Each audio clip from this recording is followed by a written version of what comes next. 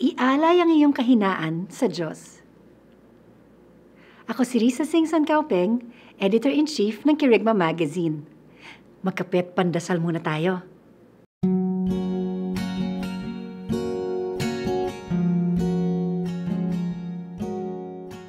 Si St. John Mary Vianney ay tinanggihan ng seminaryo dahil mahina daw ang kanyang ulo.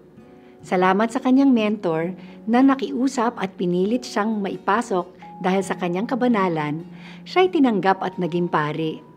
Inassign siya ng kanyang obispo sa Ars dahil ito'y isang maliit na bayan na may populasyon ng 230 tao lamang.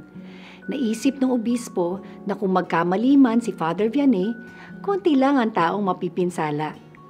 Ngunit binago ni Father Vianney ang maliit na bayan nila. Tumatagal siya ng hanggang 16 na oras sa isang araw na nagpapakumpisal. Hindi tumagal, dumagsa ang mga peregrino mula sa buong Europa upang makapagkumpisal sa simpleng paring ito sa Ars. Umabot hanggang 20,000 mananalakbay sa isang taon ang bumibisita sa maliit na bayan na yon. Sabi ni San Pablo sa Biblia, pinili ng Diyos ang mga naturingang hangal sa sanlibutan upang hiyain ang marurunong at pinili niya ang mga naturingang mahihina upang hiyain ang malalakas. Kapag naiisip mo na ikaw ay mahina o kulang sa kakayanan, umasa ka sa lakas ng Panginoon. Tayo magdasal. Panginoon, gamitin niyo kahit ang aking kahinaan para sa inyong kaharian. Amen.